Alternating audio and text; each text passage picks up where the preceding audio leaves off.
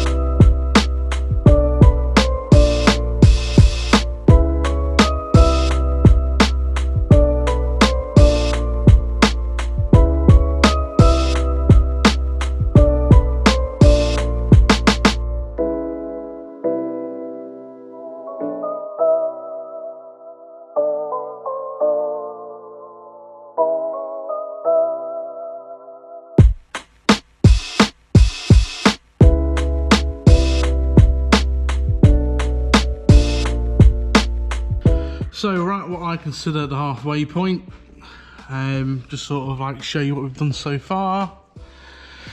So we did in the end add a flexi into the front section. I just had to cut it the length I needed to start with to get a datum so I can continue the rest, and then we put a flexi in afterwards. We've got some decent clearance over the anti-roll bar. Unfortunately, we are struggling for room, so I've had to get the old Clarkson tool out and create some massage, some clearance in there. We've got some decent space here for the gear linkage, so we're going to introduce a join here, and then I'm going to make some form of clamp which goes over the pipe here, which holds our hangers. I think that's going to be the easiest way, because I want to have interchangeable mid boxes to put a cat here. So I think by having the clamps on this part of the exhaust system's the best way of doing it. But when we put hangers on there, it's going to be nigh impossible to get it over the anti-roll bar. So I'm going to make a removable clamp here at some point. So I think now we're at this stage, we'll continue to the back stage. So we're going to put in a secondary resonator just here. We're going to have our S-bend and over axle section here, and then onto the rear box. So yeah, let's not waste time, let's get cracking.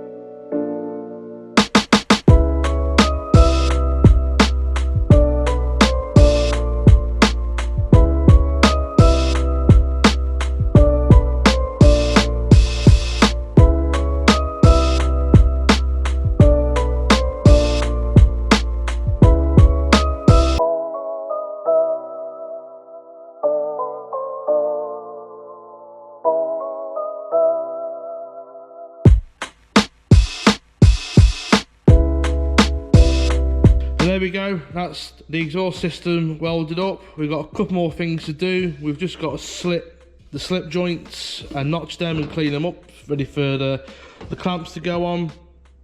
We've got to do a hangers, and we have got to weld in an O2 boss into the front pipe here.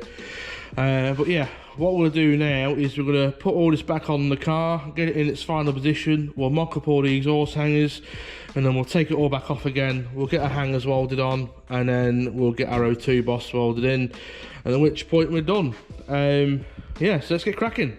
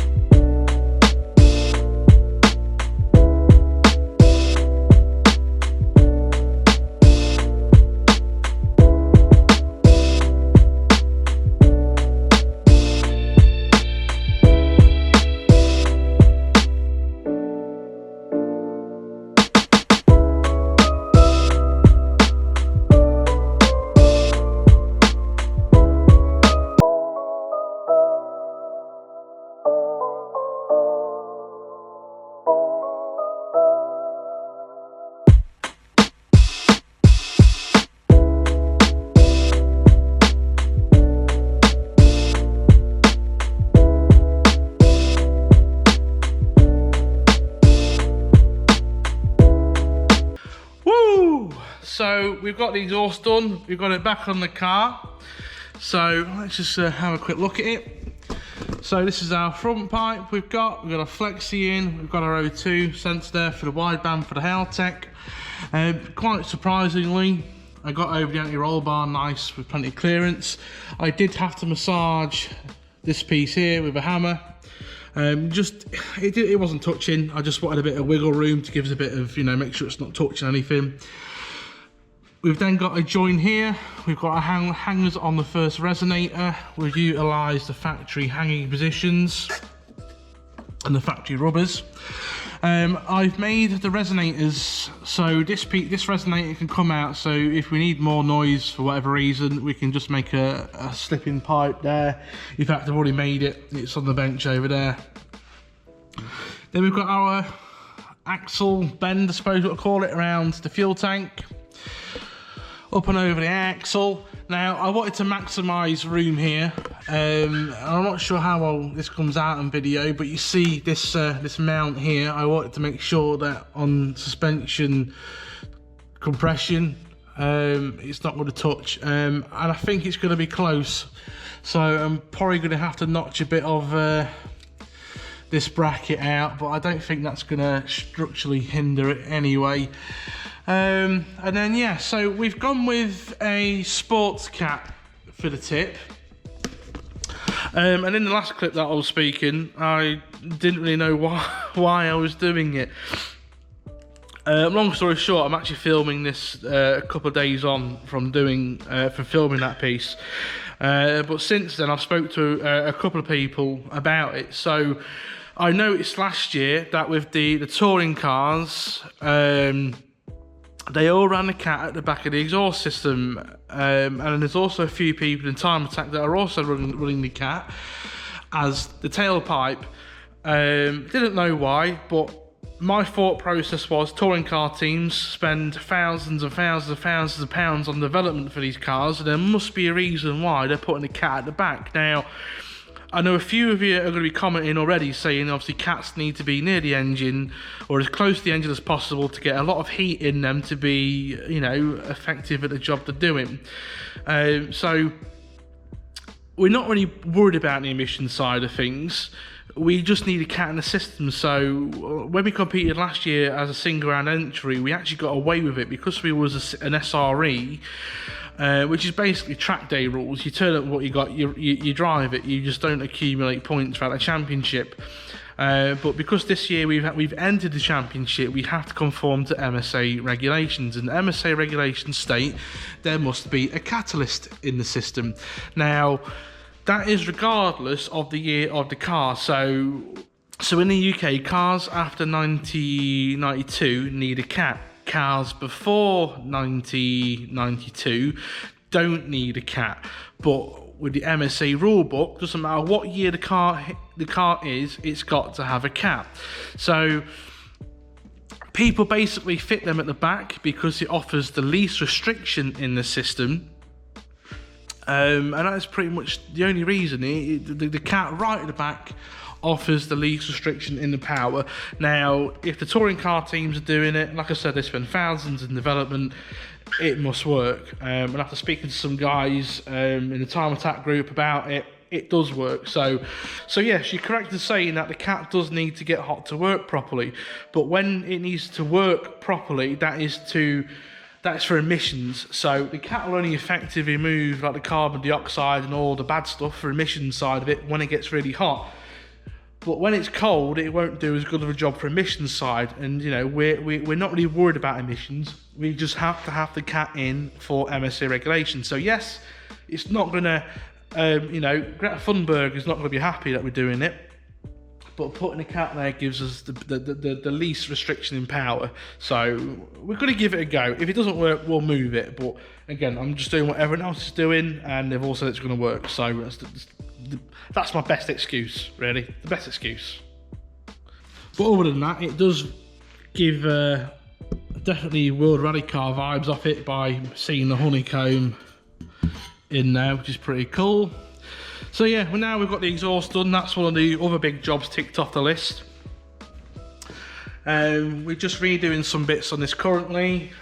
We've got yet another 1.5 engine over there which come today, but we've discovered it's fucked, which is really frustrating because we waited 2 weeks for this engine, but that is plan C, and it now looks like we now need a plan D. So yeah, downpipe's done. Not sure what the next video is going to be, because as of filming this video, I've already got 6 videos in various stages of editing, waiting for various parts to turn up to complete the video. So yeah, exhaust is done. 3-inch beast of an exhaust. Yeah, I've not really got much to say. You know, I'm really shit when it comes to ending videos. So yeah, we'll see you in the next video, hopefully at some point this week. See you later.